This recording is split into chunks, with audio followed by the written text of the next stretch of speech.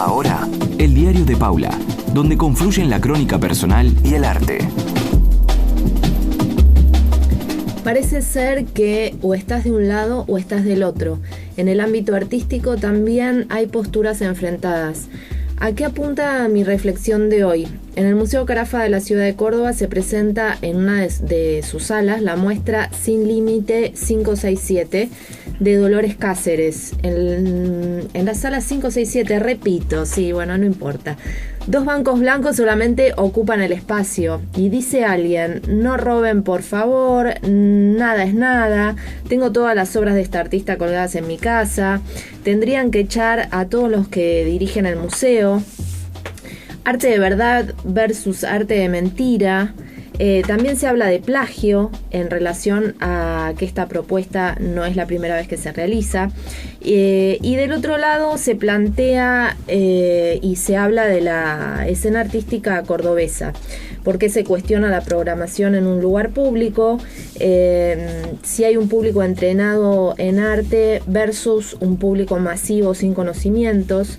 Esto dispara directamente a algunos artistas a decir que no les interesa perder el tiempo en la opinión de ese público que no entiende y lo que puede expresar, porque alegan que es un público que no está preparado para poder observar este tipo de muestras. Otros dicen que son discusiones viejas sobre qué es arte y qué no es arte, que siguen sucediendo en todas partes. También se plantean cuál es el rol de la crítica en relación a este tipo de muestras. Hay otros que plantean que es interesante el debate y la reacción popular y que la obra lo produce, o sea que es válido. La propuesta, por otro lado, se define como inacción, que modifica el rol del artista, incide en el comportamiento del espectador y cuestiona también a la institución del arte. Digo por mi parte que no importa si ya fue hecho este tipo de proyectos o no. El tema de la copia parece ser una discusión un poco más que aburrida, vieja también. Tampoco si el artista tiene oficio o no. Por ahí nos cuestionamos la sencillez del concepto, un entorno que no controlamos y esperamos que algo suceda. Eso es lo que nos inquieta. Bueno, los dejo pensando sobre este asunto. Pueden visitar el Museo Carafa los que estén cerca. Está en Avenida Poeta Lugones 411 en Córdoba, de martes a domingos de 10 a 20 hasta el 10 de septiembre. También los invito a que investiguen la obra de Yves Klein, que en 1958 inauguró una muestra que estaba vacía. Y el dato interesante es que les daba a los participantes, a los espectadores, digamos, unas copas llenas con un líquido azul, ese azul que impregnaba sus obras. O sea que después de haber tomado este líquido precioso, orinaban en su casa azul por unos días. Esa era la propuesta de este artista. También pueden ver algo de John Cage desde lo musical, investigar qué pasaba también en ese momento y, por qué no, también conocer un poco más sobre Dolores Cáceres y sus propuestas anteriores, a ver qué les parece. Les recordamos que estamos en El Verso del Arte, programa Artistas en Cooperativa. Pueden enviarnos comentarios a nuestra página Facebook, Artistas en Cooperativa Facebook. Agradecemos todos los mensajes cariñosos que nos mandan y les mandamos un saludo especial a nuestro fiel oyente, Carlos Pelle. Parece que es nuestro único oyente. No sabemos, pero es el más fiel. ¿Estás solo, Carlos? ¿Estás ahí? Te estamos haciendo compañía. Danos una señal de vida. Bueno, seguimos un poco acá conversando con Martín. Nos quedaron unos cuantos temas pendientes. Entre otros, teníamos ganas de que nos cuentes un poco sobre la serie que hiciste sobre tu padre. Y bueno, cómo viene, cómo arranca y de qué se trata. Ese trabajo surgió, bueno, un poco como todo, ¿no? Parte es la vida y parte tiene que ver con reacciones a momentos, ¿no? Que mi padre estaba de alguna manera enfermo de cáncer, y hablando con él en sus últimos días lo vi como muy preocupado. Me transmitió esto de que literalmente no estaba dejando nada por lo cual él iba a ser recordado, ¿no? Y me dice, bueno, pero vos tenés en cambio tus fotos. Entonces, como mi reacción instintiva en el momento fue decirle, bueno, entonces colaboremos en unos retratos, ¿no?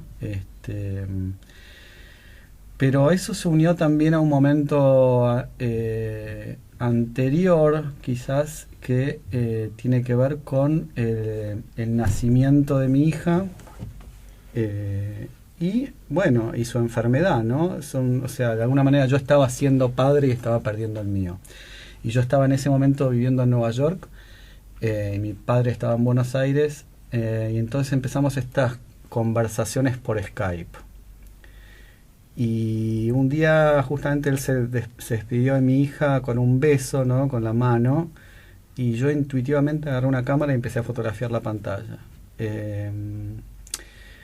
Y al poco tiempo me encontré animando esos cuadros, porque me di cuenta que de alguna manera, y ahí fue donde caí en cuenta en que él nos estaba despidiendo solo. Para mí no era que se despedía solo de mi hija en ese momento, sino que se estaba despidiendo, ¿no?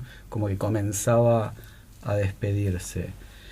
Y entonces a través de un amigo conseguí un programa y me di cuenta que esos momentos, aparte de compartíamos, eran los momentos que teníamos, eran a través de Skype, y empecé a documentarlos como otros momentos que uno tiene de la vida familiar, y empecé a grabar esas conversaciones y las grabé hasta el final, hasta que murió. Y eso terminó siendo un video que terminé editando, que va acompañado a otras obras, a estos retratos, 12 retratos, 11 que le tomé yo y uno que le pedí a él que me tomara a mí.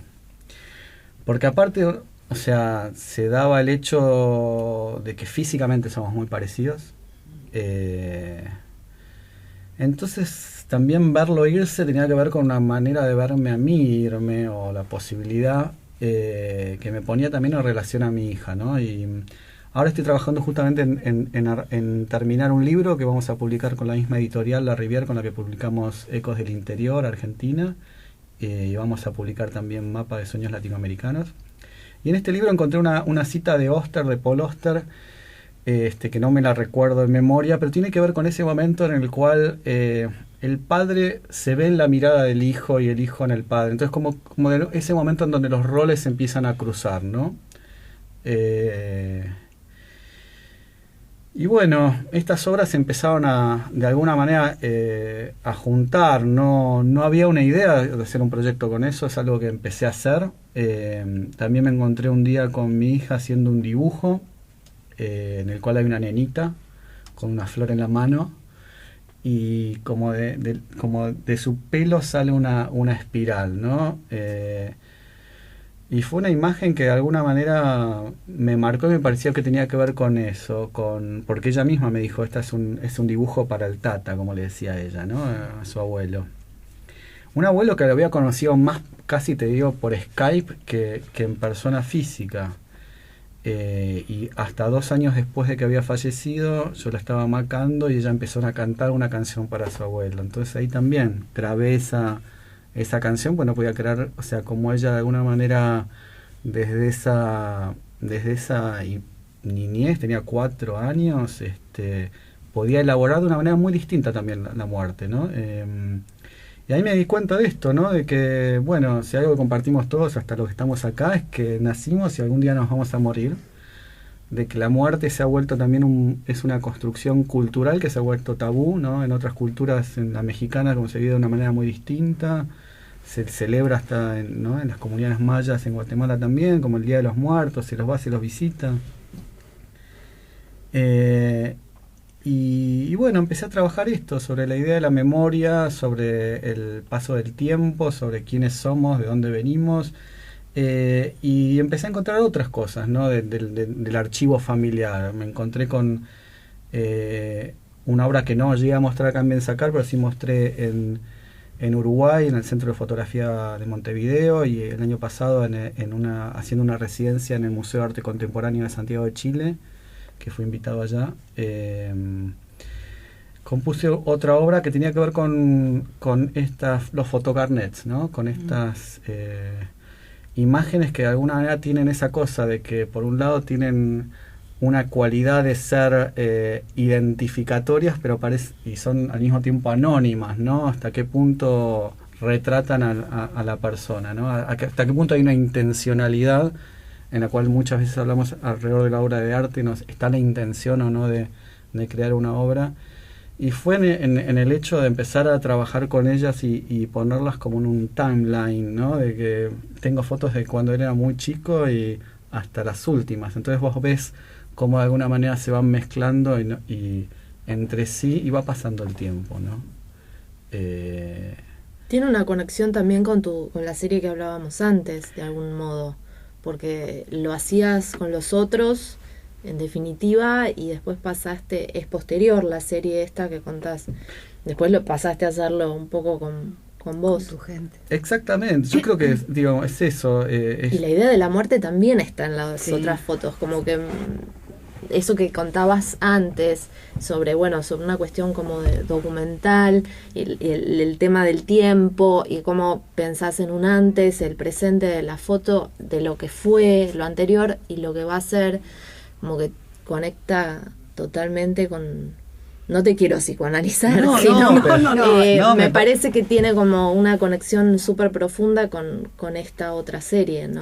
Sí, que hasta una de las últimas fotos que había hecho en la serie de los sueños es justamente la de mi padre. Mi familia, estoy yo en la foto, es casi un autorretrato, en donde mi padre, su sueño era quiero vivir para mi esposa, mis hijos y mis nietos, ¿no?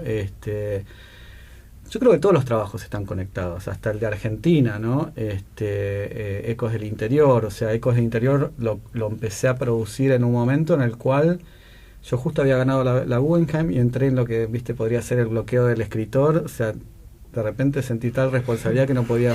Entonces, de alguna manera en ese momento también me estaba planteando esto de la identidad, ¿no? Que creo que, o sea, hasta en el trabajo de mi padre está el tema de la identidad. Que tiene que ver con esto, ¿no? De haber nacido en otro país, en volver y que, por ejemplo, me contaran, ¿no? La historia de San Martín y Belgrano, la patria, y tener esto como aprendido, ¿no? No tal vez como naturalizado, sino como lo cual te da una distancia que es interesante, ¿no? Y bueno, en ese momento justamente produje esa otra obra que tenía que ver con... Yo me cuestioné qué era esto de ser argentino, ¿no? ¿Qué era este interior, ¿no? Que era ese lugar al cual siempre como se recurre para armar una imagen romántica del país, pero donde generalmente es abandonada cuando se toman decisiones acá, en Buenos Aires. Y hay un tema también del sentimiento de lo latinoamericano en relación a los sueños, a la existencia, los sueños que no se pueden concretar, los sueños que nunca van a ser... las cosas que no se pueden hacer porque la realidad no lo permite.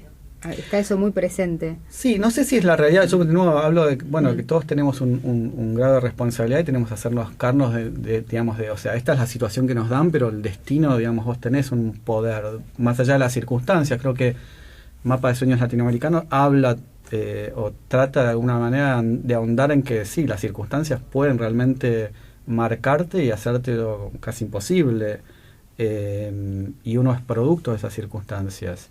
En Ecos del Interior me llamó la atención, por ejemplo, que justamente eso fue un proyecto que hice entre el 95 y el 2002, ¿no? O sea, termina con ese momento en que tuvimos 5 presidentes en una semana, donde Argentina entra en esa cesación de pago. En ese momento lo que me llamó la atención, que después Rodrigo Alonso me convocó con una muestra llamada Arte y Devoción, era claro cómo habíamos pasado, de alguna manera, a participar en democracia, pero pasamos de las manifestaciones, ¿no? De los 80 de alguna manera, fines de los 90, eran más los movimientos a pedirle a San Cayetano trabajo, ¿no? Era como los movimientos masivos estaban más destinados a estas prácticas como las del Gauchito Gil, como que habíamos volcado, en vez de reclamarle a la gente que estaba de alguna manera representándonos o decidiendo habiendo sido elegida por nosotros, se había pasado a este culto de lo mágico, ¿no? San Expedito, Santa Gilda, hasta el potro Rodrigo también, ¿viste? Todos tienen su capilla, su culto, su santuario.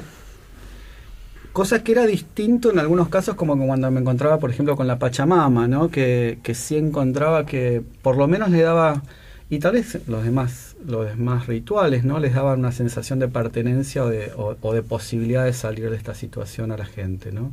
Pero sí, es cómo lidiamos con lo que nos pasa en la vida cotidiana. Creo que todos los trabajos que hago tienen, hasta el de mi padre, ¿no? Esto que cuento, de alguna manera tienen que ver con pensar algo que tiene que ver con quién soy, de dónde vengo y a dónde vamos a ir todos, ¿no? Y también está el distanciamiento y esta breja, y porque vos al hacer ese trabajo lográs un distanciamiento de esa enfermedad y de esa situación de muerte, de alguna forma. Y sobre todo después me doy cuenta que también no tiene que ver con para mí justamente tiene más que ver con el amor, ¿no? Claro. Y ahí es donde... ¿Qué es lo que se hace con lo que tenemos, con lo que hay, ¿no? La gente es...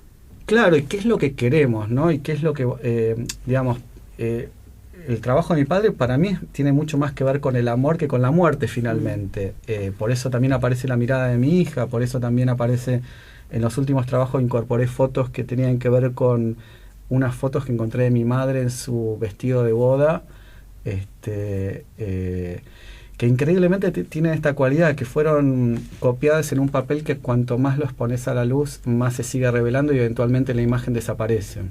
Entonces tenía varias copias que escaneé y estuve trabajando para recuperar en parte.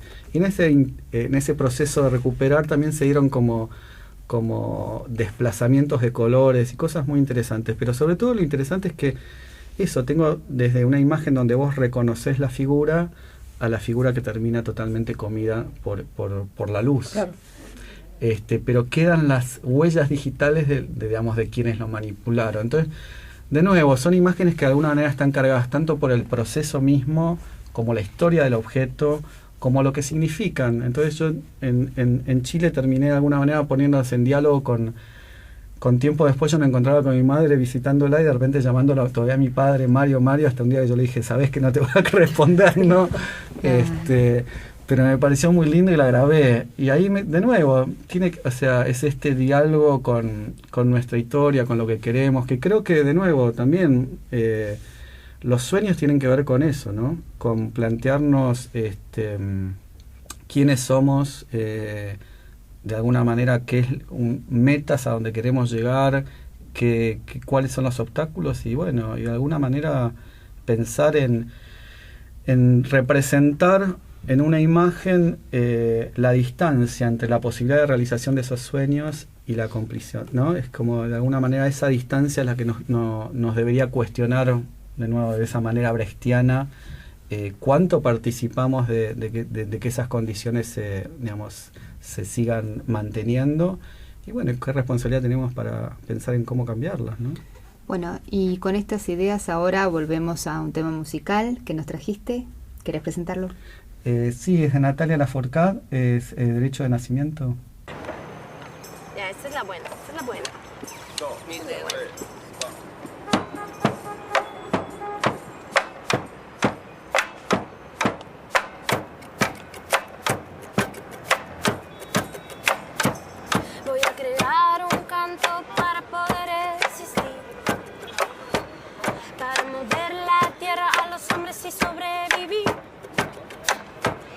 Para curar el corazón, a la mente dejarle fluir,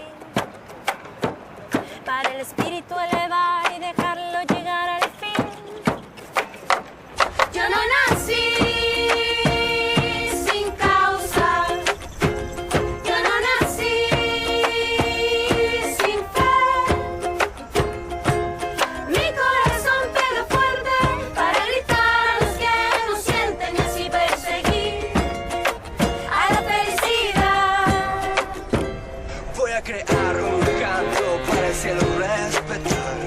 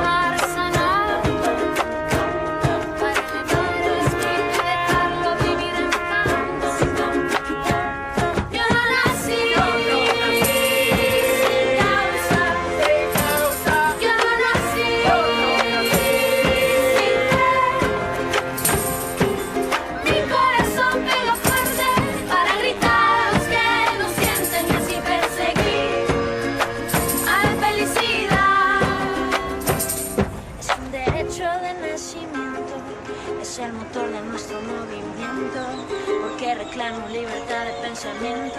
Si no lo pido es porque estoy muriendo. Es un derecho de nacimiento. Mirar los frutos que dejan los sueños. En una sola voz un sentimiento. Y que este grito limpie nuestro viento. Es un derecho de nacimiento. Es el motor de nuestro movimiento. Porque reclamo libertad de pensamiento. Si no la pido es porque estoy muriendo. Es un derecho de nacimiento. Mirar los frutos que dejan los sueños. En una sola voz un sentimiento. Y que este grito limpie nuestro viento. La la la la. La la la la. La la la la. La la la la. La la la la. La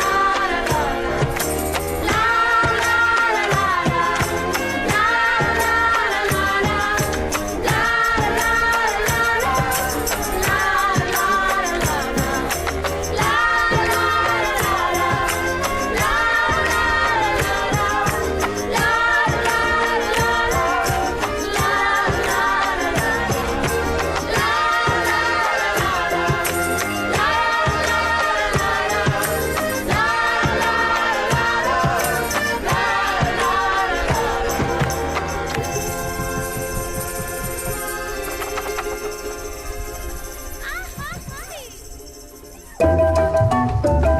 Agenda. Lo que no te podés perder. Hola, buenas noches nuevamente. Bueno, quería recomendarle 3 muestras que vi esta semana. Una es La Paradoja en el Centro, que está en el Museo Mamba. Es la vanguardia artística de los años 60, una mirada de un curador muy interesante que es Vila. Y por otro lado, quería recomendarles también, hay una pequeña muestra de Manuela Mestoy en un lugar escondido dentro de San Telmo, que se abre detrás de un gran portón, un mundo rarísimo. Es en la Plaza Dorrego, donde está la Fundación Raquel Forner. Bueno, al lado hay un gran portón que ahora es un hotel que se llama Anselmo. Ese es el pasaje Anselmo. Y si uno entra va a poder ver la muestra de Mestoy y esta arriesgada propuesta que han hecho de un hotel dentro de un barrio tan tradicional, una propuesta tan moderna. Y por último, en realidad es una visita. Ahora que pronto vamos a estar en primavera, el domingo pasado estuve en el Museo Larreta en Belgrano. Está sobre juramento, casi arcos, y tiene ese jardín que es soñado. Más allá de la colección de maderas policromadas, la puerta que da me sale a la iglesia. Sí, es un pequeño oratorio que tiene dentro de la casa, donde también hay un retablo de Santa Ana maravilloso, pero creo que el secreto es ese jardín. También hay un pequeño café que pueden visitar, y si no, váyanse a leer ahí, porque es maravilloso, es entrar en otro tiempo. Y por último, quería contarles que el día 2 de septiembre se estrena Sensación Térmica. Es una creación nueva de Mariana Bellotto y GPS. Esto es en México 564 y van a haber 5 funciones. Los miércoles 2, 9 y los jueves 3 y 10. Y el viernes 11 de septiembre a las 20 horas, con entrada libre y gratuita. Y bueno, y una película para que vean. Volví a ver Caravaggio. Después de muchos años vi Caravaggio y la verdad vale la pena. Véanla porque la apuesta que hizo Derek Sharman es increíble. La actuación de los 2 actores maravillosa, y está Tilda Swinton muy jovencita en un papel haciendo cuando él la pinta como Magdalena, y bellísimo. Bueno, ¿cómo la conseguiste, Marisa?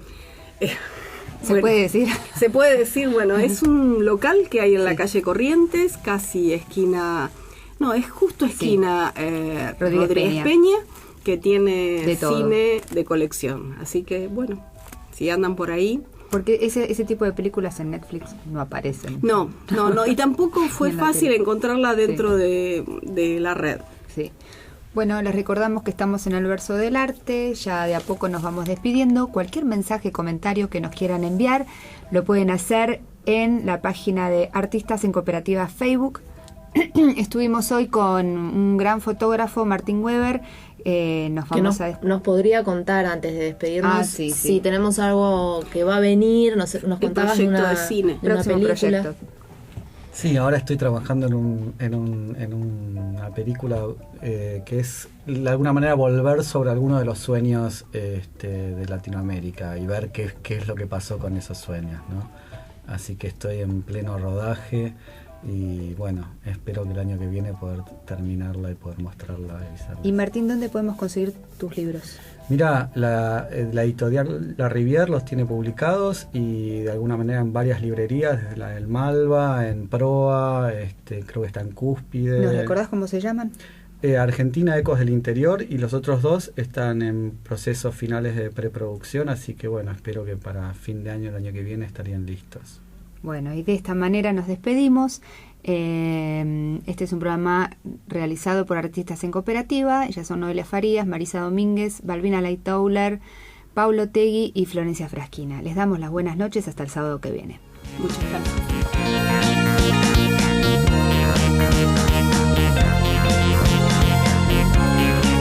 A lo lejos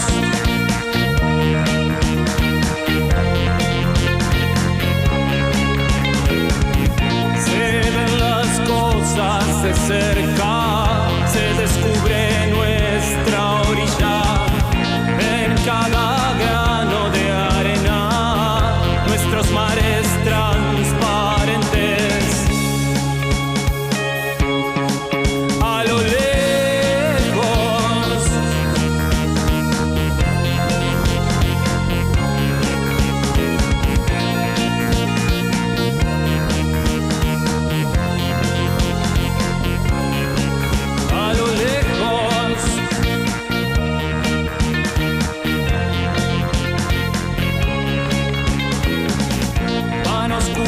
navegantes por derroteros antiguos pierden el rumbo, las aves va tejiéndose